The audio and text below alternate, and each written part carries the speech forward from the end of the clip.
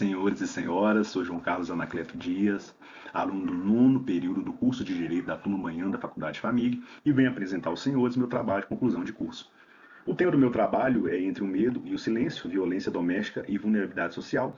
Primeiramente, eu tratei do assunto em âmbito nacional, posteriormente na cidade de Belo Horizonte, mais especificamente no aglomerado Cabana do Pai Tomás.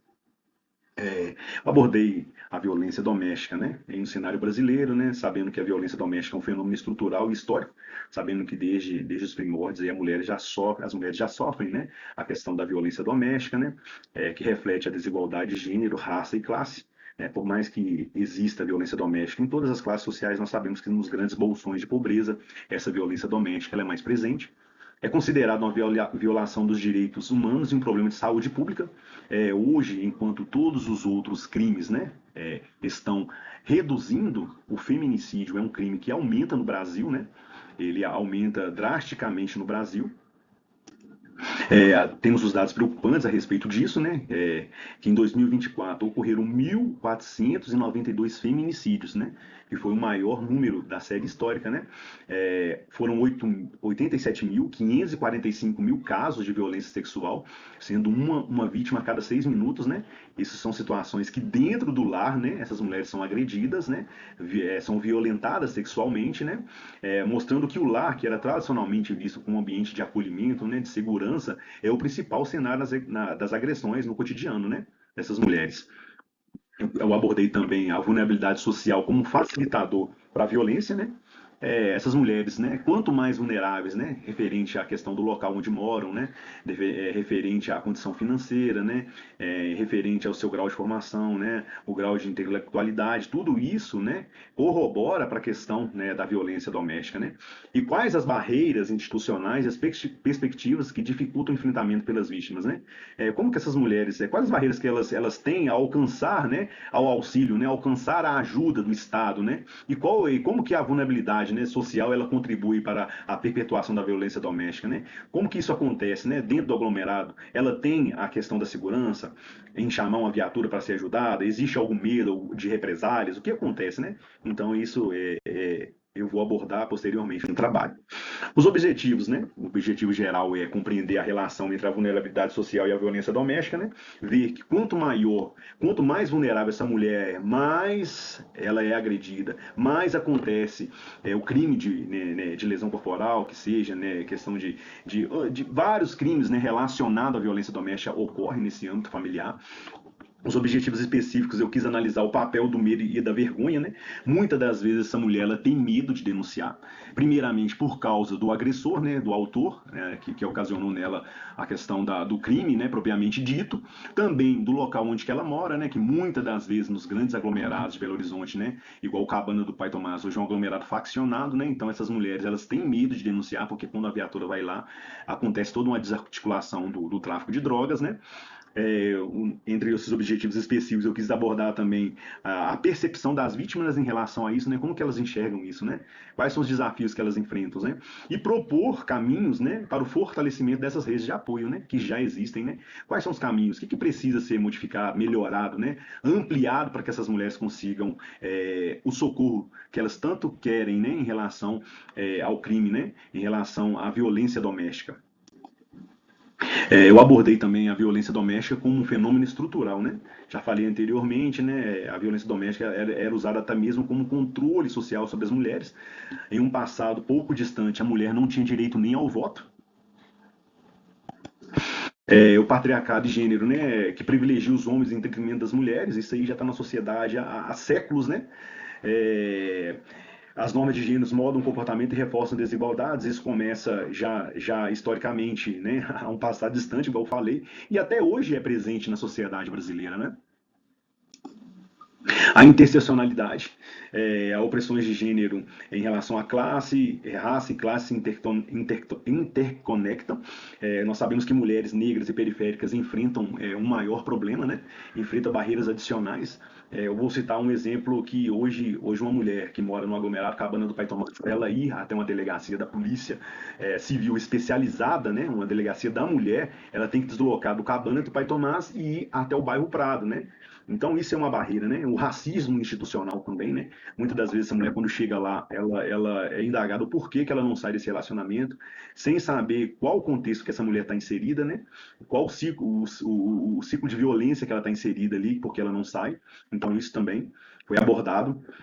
O contexto em Belo Horizonte, né, os aglomerados urbanos aí, citei Serra, Pedreira, Padre Lopes, Cabana do Pai Tomás, mais especificamente Cabana do Pai Tomás, onde eu atuo já há 8 anos, né, referente ao crime mais, os crimes mais atuantes que a gente reprime lá é o crime de homicídio, tráfico de drogas e a violência doméstica, né, caracterizado por alta densidade, né, nós sabemos que esses aglomerados são, a população é muito grande naquele local, né, e a violência doméstica se intensifica nesses territórios, né, porque a baixa escolaridade, a baixa renda per capita da família, né?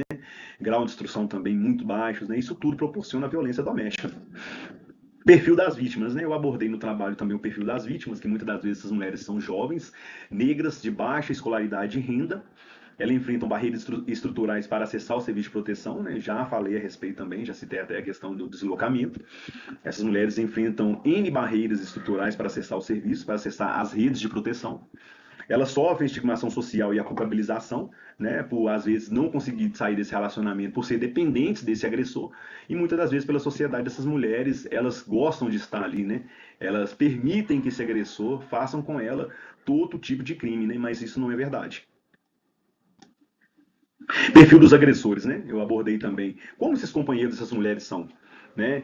Muitas das vezes são companheiros, ex-companheiros, os pais, o padrasto, né? Que são os agressores dessas mulheres, né? Eles reproduzem comportamentos violentos e legitimados culturalmente, né? Já vem da família, né? Já vem os pais agredindo as mães, né? E isso reproduzem com suas parceiras, né? E a violência doméstica também, por esses agressores, é vista como uma forma de controle masculino, né? Ele agredindo essa mulher, ele mostra para ela, para quem que manda naquele local, né? A rede de proteção eu trouxe várias, né, vários órgãos, né, que ajudam essas mulheres, né, no combate, né, na escuta ativa, né, a esse tipo de crime. O CRAS, o CREA, as delegacias da mulher, né, a Casa da Mulher Mineira, né, que é interligada à Delegacia da Mulher, o Serviço de Saúde, a Defensoria Pública, programas como MG Mulher e Sinal Vermelho, né, o Serviço de Saúde também é muito importante, né, tem um caso que eu próprio fiz uma prisão de um indivíduo que a mulher só conseguiu denunciar em um posto de saúde quando estava sendo atendida, o autor estava esperando ela, né, na saída daquele posto de saúde, daquela consulta, e ela falou com a profissional que nos chamou. É, os limites da rede também, quais os limites que essa rede de proteção ela enfrenta, né? Escassez de recursos e profissionais capacitados, né, que possam atender essas mulheres de forma efetiva, né? Distância geográfica, que eu já falei aqui também a respeito, né? A revitimização institucional que essas mulheres sofrem, por causa que todas as vezes que ela chega naquele local, ela tem que contar novamente o que aconteceu, né? Muitas das vezes a escuta ativa desses profissionais, elas são aquém daquilo que necessita.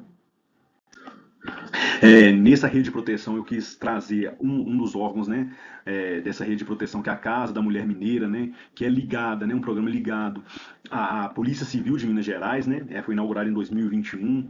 Aí você vê, se a gente for analisar em 2023, foram 12 mil atendimentos, né, 12 mil atendimentos, uma média de 50 por dia, né. E essa Casa da Mulher Mineira, ela fica no endereço que é a Delegacia da Polícia Civil, né, especializada no atendimento à mulher. O programa Sinal Vermelho, que é um programa de nível nacional, onde a mulher ela faz um X na mão, né, e ela vai até um local público que mostra e é acolhida pelas pessoas, né. O Bem-vinda, que é um programa em nível municipal, né, que a Prefeitura de Belo Horizonte oferece, né, de apoio, acolhimento e escutativa dessas mulheres maiores de 18 anos. Os desafios das vítimas, né? Eu quis abordar os desafios das vítimas, né? Que é a dependência econômica, a ausência de moradia segura, né? O medo de represálias em territórios dominados por facções, né? Sabendo que o aglomerado Cabana do Pai Tomás é um aglomerado hoje dominado por uma facção criminal denominada Terceiro Comando Puro, né? Que dificulta o acesso dessas mulheres, né? Pelo medo em relação à questão da proteção, né? A questão de chamar a polícia militar para o atendimento, né? Às vítimas de violência doméstica. A cultura do silêncio, que eu abordei anteriormente, né? O medo, a vergonha dificultam, né? Porque quando uma mulher ela fala a respeito do problema, né, da violência doméstica que ela está sofrendo, ela mostra para a sociedade que ela está sendo vítima, né? Um problema até tempo atrás, que era um problema interno do seu lar, ele se torna externo, né? E muitas das vezes isso prejudica, né? Prejudica o combate, né? E a prevenção em relação a esse tipo de delito. A territorialização e a intersetorialidade também, eu abordei esse quesito, né? Como que deve ser feitas as adaptações das políticas às realidades locais, né? A intersetorialidade, né? Que eu até mesmo falei anteriormente da prisão que eu fiz, né? De um autor de lesão corporal, né? Que foi preso dentro de um posto de saúde. A escuta ativa também e a participação comunitária são fundamentais para que isso aconteça, né? Essa profissional do ponto que eu já citei, do posto de saúde, ela fez além do serviço dela, que era atendimento à mulher, né, a respeito da lesão corporal, e ela chamou a polícia militar que efetuou a prisão. Eu também abordei as propostas de enfrentamento, né, como que deve ser feito o enfrentamento a esse tipo de delito, né? Ampliação da rede de proteção dos territórios vulneráveis, né, formação continuada de profissionais, campanhas educativas comunitárias, né, políticas públicas naquele local, né, naquele aglomerado, onde que está precisando ser feito, né, onde que está acontecendo a violência doméstica. É preciso também uma autonomia financeira dessas mulheres, um aumento de autonomia, né, que essas mulheres consigam um trabalho digno, que elas consigam né, ter um grau de instrução maior, né, que elas consigam ser independentes. Então, tudo isso, né, eu quis abordar nessa proposta de enfrentamento, que é o caminho, né, para que se cesse é um dos caminhos, né, para que se cesse essa violência, né, no âmbito familiar. E por fim, agradecer aos senhores, agradecer o corpo docente da FAMIG, né, e espero que os senhores gostem do meu trabalho de conclusão de curso e que eu consiga alcançar o objetivo proposto.